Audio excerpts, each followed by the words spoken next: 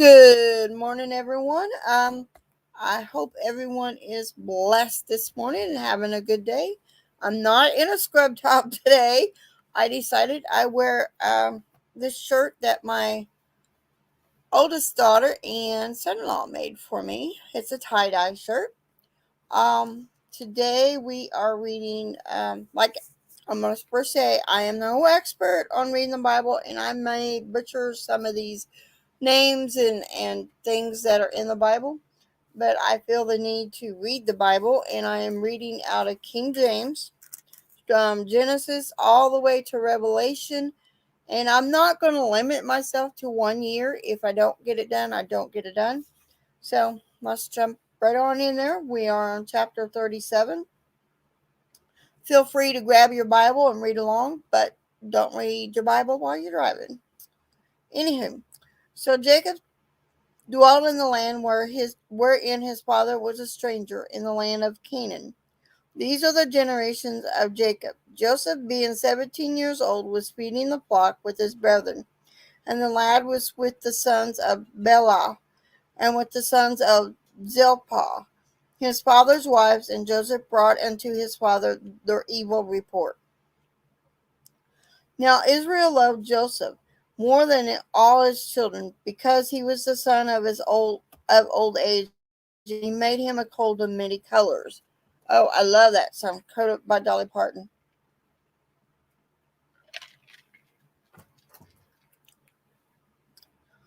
Now, verse 4. And when his brethren saw that their father loved him more than all his brethren, they hated him, and could not speak peaceably unto them. Hey, good morning, Tiding Tim. And Joseph dreamed a dream, and he told it his brethren, and they hated him yet the more. And he said unto them, Hear, I pray you, this dream which I have dreamed. For behold, we were binding sheaves in the field, and lo, my sheaf arose, and also stood upright. And behold, your sheaves stood around about, and made obeisance to my sheaf. And his brethren said to him, Shall thou indeed reign over us, or shall thou indeed have domination over us? And they hated him yet the more for his dreams and for his words. And he dreamed yet another dream, and told it to his brethren, and said, Behold, I have dreamed a dream more, and behold, the sun and the moon and the 11 stars made obeisance to me. And he told it to his father and to his brethren, and his father rebuked him and said unto him, What is this dream thou hast dreamed? Shall I and thy mother and thy brethren indeed come to bow down ourselves to thee to the earth? And his brethren envied him, and his father observed the saying. And his brethren went to feed their flocks in Chittim. And Israel said unto Joseph, Do not thy brethren feed the flock in Chittim? Come, and I will send thee unto them. And he said to him, Here I am. Good morning, Gail. And he said to him, Go, I pray thee, whether it be well with thy brethren, and well with the flocks, and bring me word again. So he sent him out of the vale of Hebron, and he came to Shittim. I hope I am pronouncing that right. And a certain man found him, and behold, he was wandering in the field. And the man asked, saying, What seekest thou? And he said, I seek my brethren. Tell me, I pray thee, where they feed their flocks. And the man said, They are departed hence, for I hear them say, Let us go to Dothan. And Joseph went after his brethren, and found them in Dothan. And when they saw him afar off, even before he came near unto them, they conspired against him to slay him. And they said to one another, Behold, this dreamer cometh. Come now, therefore, and let us slay him, and cast him into some pit, and we will say, Some evil beast have devoured him, and we shall see what will become of his dreams. And Reuben heard it, and he delivered him out of their hands, and said, Let us not kill him. And Reuben said unto them, Shed no blood, but cast him into this pit that is in the wilderness, and lay no hand upon him, that he might rid him out of their hands, to deliver him to his father again. And it came to pass, when Joseph was come unto his brethren, that they stripped Joseph out of his coat of many colors that was on him. And they took him and cast him into a pit, and the pit was empty, and there was no water in it. And they sat to eat bread, and they lifted up their eyes and looked, and behold, a company of Ishmaelites came to them jeweler with their camels, bearing spicery and balm and myrrh, going to carry it down to Egypt. And Judah said unto his brethren, What profit is it if we slay our brother and conceal his blood? Excuse me. Come and let us sell him to the Ishmaelites, and let not our hand be upon him, for he is our brother and our flesh. And his brethren were content. Then there passed by Midianites, merchantmen, and they drew and lifted up Joseph out of the pit, and sold Joseph to the Ishmaelites for 20 pieces of silver, and they brought Joseph unto Egypt. And Reuben returned unto the pit, and behold, Joseph was not in the pit, and he rent his clothes. And he returned unto his brethren, and said, The child is not, and I, whither shall I go? And they took Joseph's coat, and killed a kid of the goats, and dipped the coat in the blood. And they sent the coat of many colors, and they brought it to their father, and said, This have we found. Know now whether it be thy son's coat or not. And he knew it, and said, It is my son's coat, and evil beasts have devoured him. Joseph is without doubt rent in pieces. And Jacob rent his clothes, and put a sackcloth upon his loins, and mourned for his son many days. And all his sons and all his daughter rose up to comfort him, and refused to be comforted. And he said, For I will go down into the grave unto my son mourning. Thus his father wept for him. And the Midianites sold him into Egypt unto Potiphar, an officer of Pharaoh's and captain of the guard.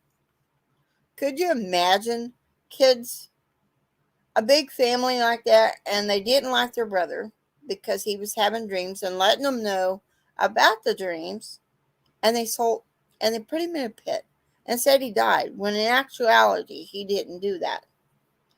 Chapter 38. It came to pass at that time that Judah went down for his brethren, and turned into certain Adullamite, whose name was Hera.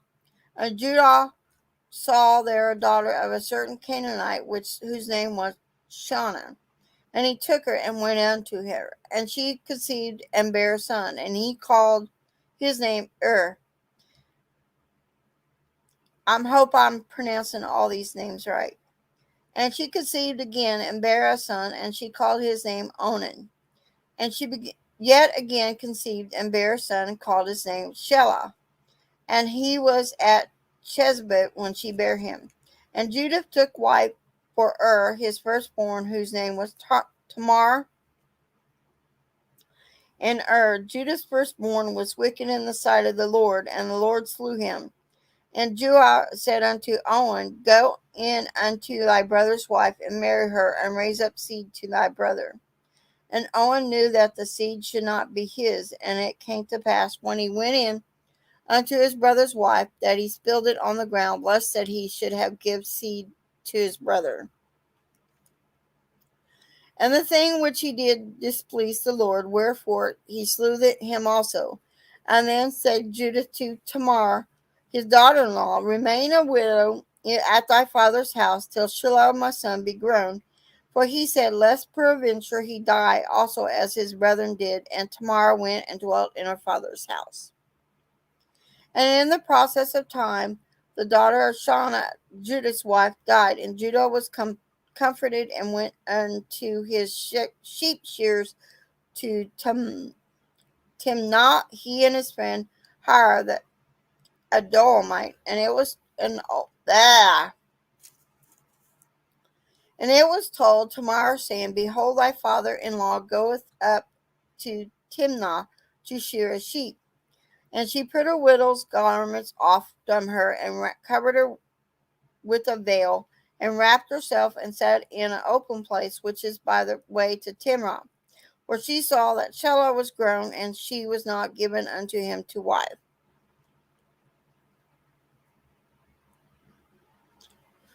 Thank you, Gail. When Judah saw her, he thought her it to be a harlot, because she had covered her face. And he turned unto her by the way, and said, Go to, I pray thee, let me come in to thee, for he knew not that she was his daughter-in-law. And she said, What wilt thou give me, that thou mayst come in unto me? And he said, I will send thee a kid from the flock. And she said, Wilt thou give me a pledge till thou send it?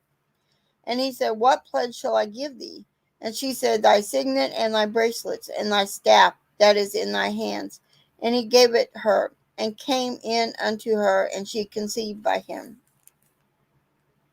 And she arose and went away, and laid by her veil from her, and put on the garments of her widowhood. And Judah sent the kid by the hand of his friend the Adulamite to receive his pledge from a woman's hand, but he found her not. Then he asked the men of that place, saying, Where is the harlot that was openly by the wayside? And they said, There was no harlot in this place. And he returned to Judah, and said, I cannot find her. And also the men of the place said, There was no harlot in this place. And Judah said, Let her take it to her, lest we be shamed. Behold, I sent this kid, and thou hast not found her. And it came to pass about 3 months after that, it was told Judah, saying, Tamar, their daughter-in-law, had played the harlot, and also, behold, she is with child by whoredom. And Judah said, Bring her forth, and let her be burnt. And when she was brought forth, she sent to her father-in-law, saying, By the man whose these are, am I with child? And she said, Discern, I pray thee, whose are these, the signet and bracelets and staff? And Judah acknowledged them and said, She hath been more righteous than I, because I gave her not to Shelah my son, but and he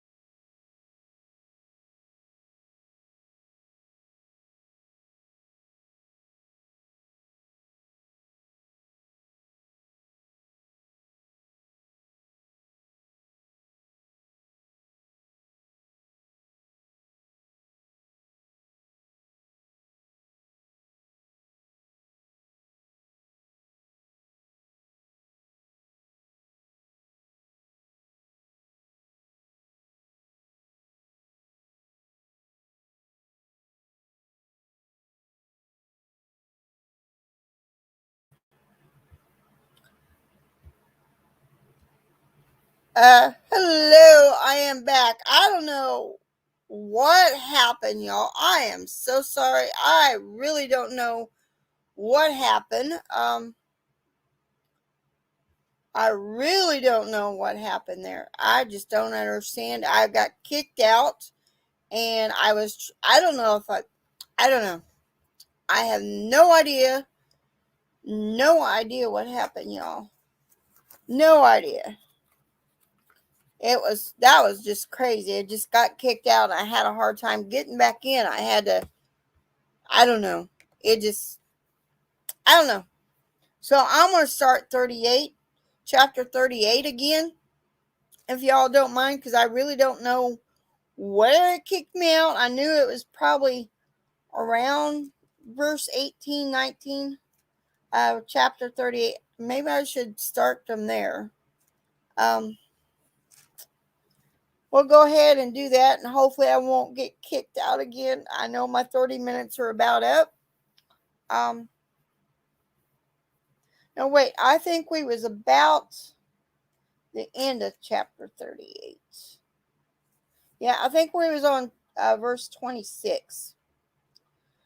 And Judah acknowledged them and said, she had been more righteous than I, because that I gave her not just Shelah my son, and he knew her again no more. Yep, that's where we were at. Verse 27. And it came to pass in the time of her travail that, behold, twins were in her womb. And it came to pass when she traveled that the one put out his hand, and the midwife took and bound upon his hand a scarlet thread, saying, this came out first. And it came to pass, as he drew back his hand, that, behold, his brother came out, and she said, how hast thou broken forth? This breach be upon thee. Therefore his name was called Phares. I hope I'm pronouncing that name right. And afterward came out his brother that had the scarlet thread upon his head, and his name was Zerah. Excuse me. Chapter 39. And Joseph was brought down to Egypt, and Potiphar, an officer of Pharaoh, captain of the guard, an Egyptian, brought him the hands of the Ishmaelites, and which had brought him down thither. And the Lord was with Joseph, and he was a prosperous man, and he was in the house of his master, the Egyptian. And his master saw the Lord was with him, and that the Lord made all that he did to prosper in his hand. And Joseph found grace in his sight, and he served him, and he made him overseer over his house, over that he put into his hand. And it came to pass from the time that he had made him overseer in his house, and over all that he had, the Lord blessed the Egyptian's house for Joseph's sake, and the blessing of the Lord was upon all that he had in the house and in the field. And he left all that he had in Joseph's hand, and he knew not aught he had, save the bread which he did eat. And Joseph was a goodly person and well favored. And it came to pass after these things that his master's wife cast her eyes upon Joseph, and she said, lie with me. Oh, I am glad I got back too. I was like freaking out. I don't understand why I don't know. But he refused and said unto his master's wife, behold, my master wot not what is with me. In the house he hath committed all that he hath to my hand. There is none greater in this house than I, neither have he kept back anything from me but thee, because thou art his wife. How then can I do this great wickedness and sin against God? And it came to pass, as she spake to Joseph day by day, that he hearkened not unto her, to lie by her, or to be with her. And it came to pass about this time that Joseph went into the house to do his business, and there was none of the men of the house there within. And she caught him by his garment, saying, lie with me. And he left his garment in her head, and fled, and got him out. And it came to pass, when she saw that he had left his garment in her hand, and was fled forth, that she called unto the men of the house, and spake unto them, saying, see, he hath brought in a Hebrew unto us, to mock us. He came unto me to lie with me, and I cried with a loud voice. Up. She's lying about that.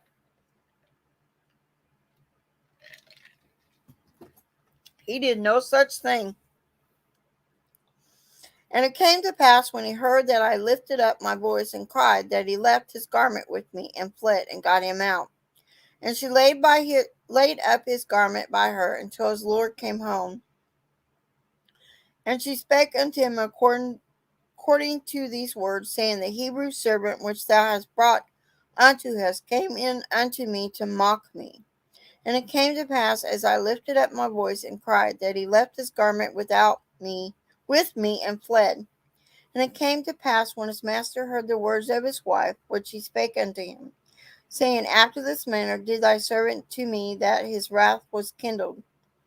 And Joseph's master took him and put him into the prison, a place where the king's prisoners were bound, and he was there in the prison.